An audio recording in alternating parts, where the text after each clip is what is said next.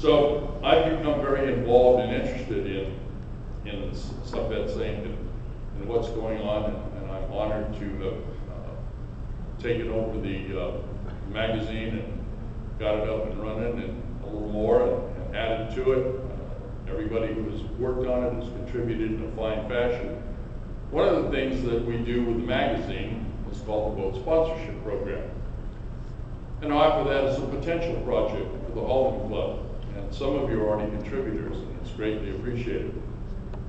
The reason that we need that particular program is, as in World War II, they all had relief crews. Well, we all need a relief crew. Somebody is going to have to step up when we either can't do it any longer or we're not here. And the people that are going to do that are the guys that are out there driving our boats now. We've rearranged the program. The main gentleman that has contributed so much to the program is Bill Lee. He's the chairman of the Boat Sponsorship Program. And we have taken that program from 11 subscribers, which was real interesting after I was told there was 375 of them. We took it from 11 up to a whole bunch. You can see their names and the faces that are in the American Submariner in the latest edition. I'd like to honor the people that are involved in that. And we're kind of moving around a little bit so that more of the magazines go to the chief's quarters, more of them go to the crew. And even more importantly, maybe, although the paper stuff really helps, it's a great recruiting tool, is that we now have the American Submariner on the servers, the computer servers, for both the Atlantic and the Pacific Fleet.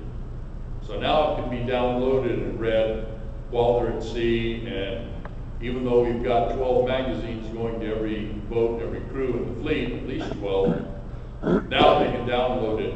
And I've come to learn that many of the young men that are out there, really their life is involved in either a Game Boy or a computer, and we got a lot of nerds out there. They're not quite the same kind of boat sailors that you and I might have been. I don't know what that means exactly, but you can't really offer them a drink, and I don't know. I kind of grew up on Gilly and stuff, so some of you, a couple of you did too, didn't you? Okay. So then they brought in Pink Lady, and you couldn't depend on the torpedo man anymore. You had to come and see the ice seaman because we still had the Gilly. So yeah, you do what you got to do. And so that boat sponsorship program is incredibly important because it's a great recruiting tool.